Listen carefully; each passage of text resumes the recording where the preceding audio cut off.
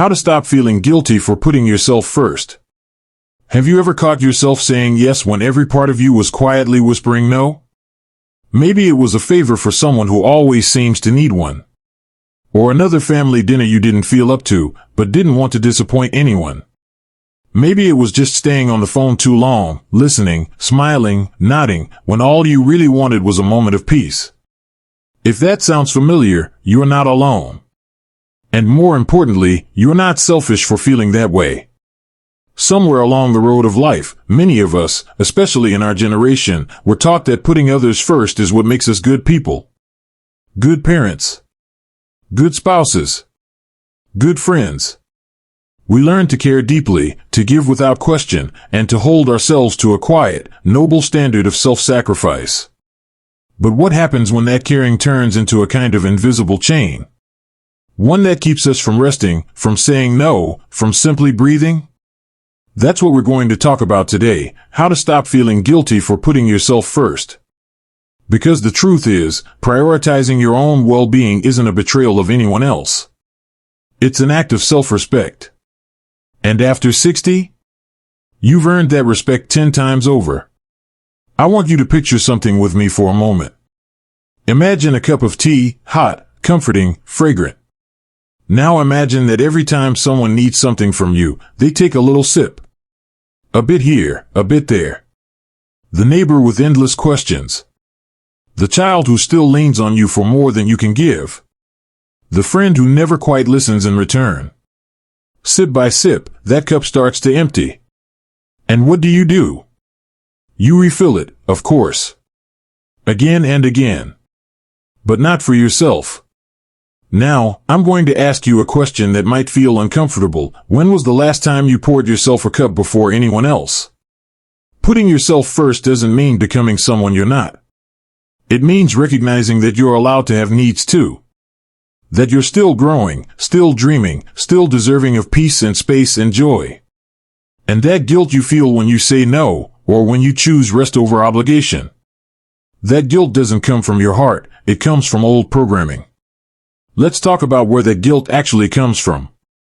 For many of us, it's rooted in the idea that value equals sacrifice.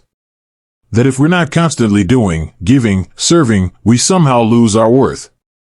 But the truth is, your value has never depended on how exhausted you are. Let me tell you a story about a woman named Helen. She's 72 now.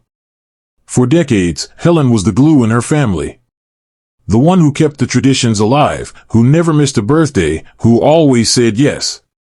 But one day, her body gave her a warning, a mild stroke that stopped her in her tracks. Her doctor told her plainly, if you don't start putting yourself first, there may not be much of you left to give. That was the moment Helen finally allowed herself to feel the weight of her own life. She said no to the weekly dinners. She said yes to a painting class. She stopped answering the phone after 8 p.m. And the world didn't fall apart. In fact, her family started stepping up.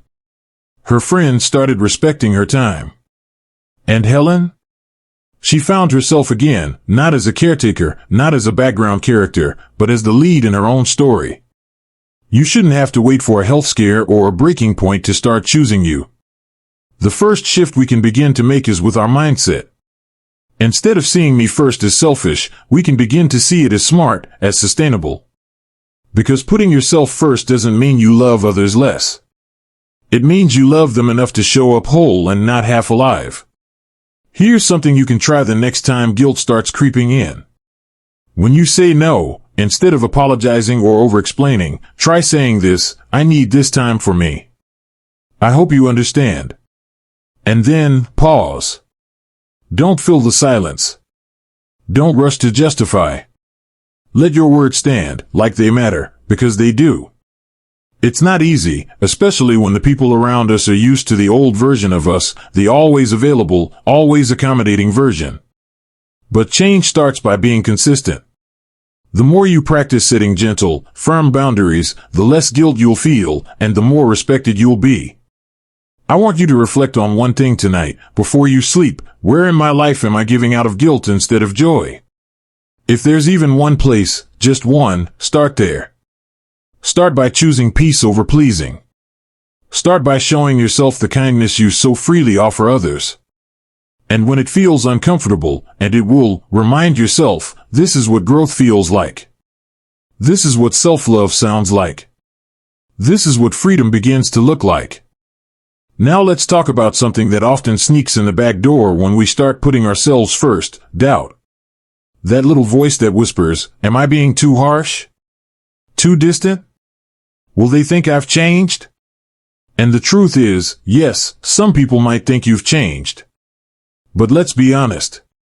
Isn't that the point? You're not here to play the same role forever. Life after 60 is not the epilogue, it's the next act. You've already given so much of yourself to others, to your children, to your work, to your community. And while that giving was beautiful, it doesn't mean you have to keep pouring from a nearly empty cup. Putting yourself first isn't a rejection of your past.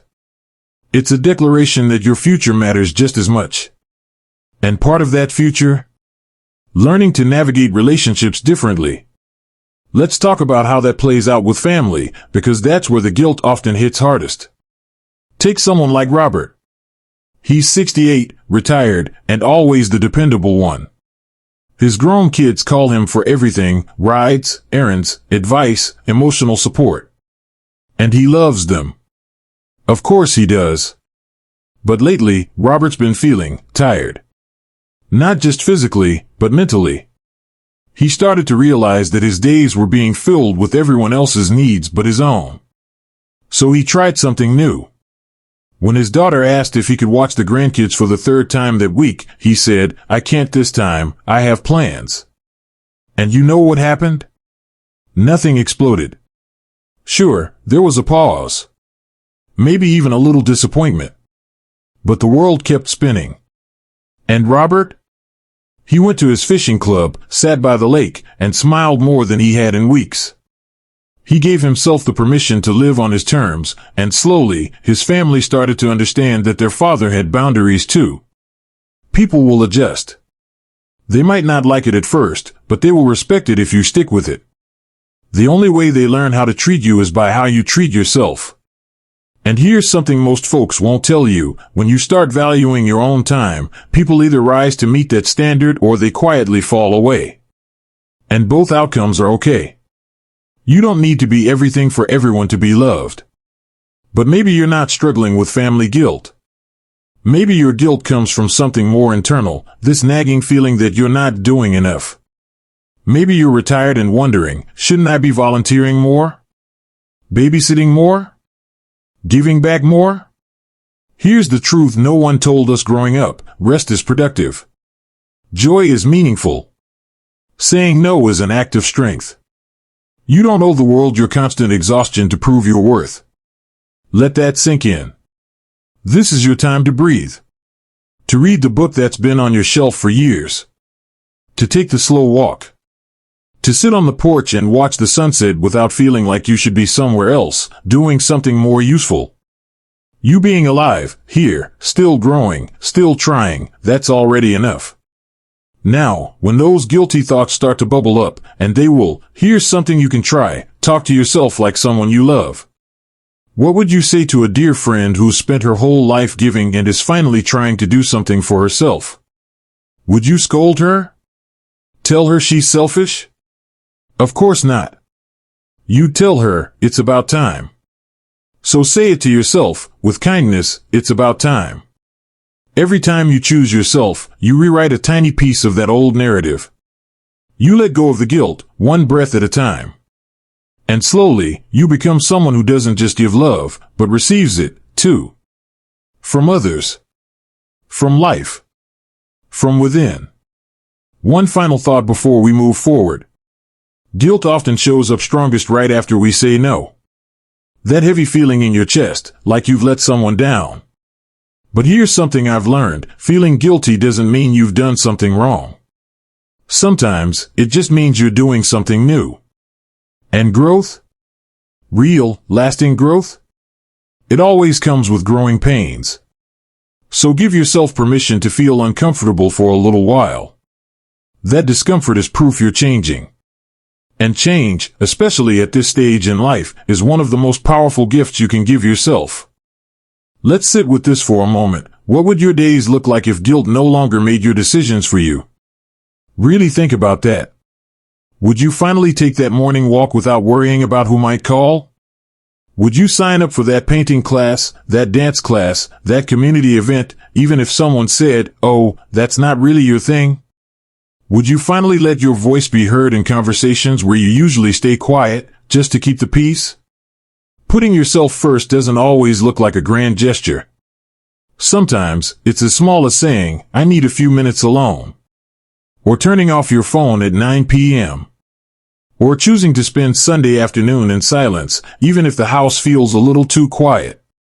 And with each of these small moments, you send yourself a message, "I matter too." Now, I won't pretend that letting go of guilt is a one-time decision. It's not a switch you flip. It's more like tending to a garden. You show up every day. You water the soil. You pull out the weeds, old beliefs, outdated expectations, that little voice saying you should be doing more. And with time, something new begins to grow, peace. Real peace. The kind that doesn't apologize for existing. And you start to notice it in your body, too. The way your shoulders drop when you say no and stick to it. The way your breath softens when you give yourself permission to rest without earning it. The way your heart feels lighter when you stop trying to make everyone else okay before you even check in with yourself. That's not selfish. That's healing. There's a quiet strength in choosing yourself. And it's not loud or dramatic, it's steady. It's the kind of strength that says, "I don't need to explain myself to be at peace with myself." And when others don't understand, that's okay too. Not everyone is meant to walk every part of your journey. Some will drift. Others will surprise you with their support. But no one can feel the weight of your own needs like you can. That's your job. And it's sacred. One of the most powerful things you can do right now is to build a life that feels good on the inside, even if it doesn't always make sense on the outside. That might mean fewer obligations, more stillness. That might mean being misunderstood by a few, but fully known by yourself. You deserve that kind of life. Not because you earned it, not because you ticked every box or pleased every person, but because you are human. You are alive. And that is reason enough. I want to leave you with something simple, a question to carry with you into the rest of your day. What would I do today if I truly believed my needs mattered just as much as anyone else's? Let that guide you. And if you're still unsure, if that guilt is still clinging to you like a shadow, here's one last thing to remember: you're allowed to outgrow the version of you who never said no. You're allowed to change. You're allowed to rest. You're allowed to take up space, not as a helper, not as a fixer, not as the reliable one who always says yes, but as you. The full, complicated, beautiful you. So if this message resonated with you, even just a little, I invite you to share your thoughts in the comments. Tell us what you're letting go of. Or what you're beginning. There's a whole community of people just like you, who are ready to support each other in choosing peace over guilt, self-love over self-sacrifice. And if you found this helpful, give the video a like and subscribe to the channel. It's one small way you can keep showing up for yourself, by surrounding yourself with reminders that your needs are not a burden. They're a right. Thank you for spending your time here with me today. I know how valuable your attention is, and I'm honored to have shared this space with you. Here's to honoring yourself, without apology. Here's to choosing peace. Here's to living your best life, on your terms. Always.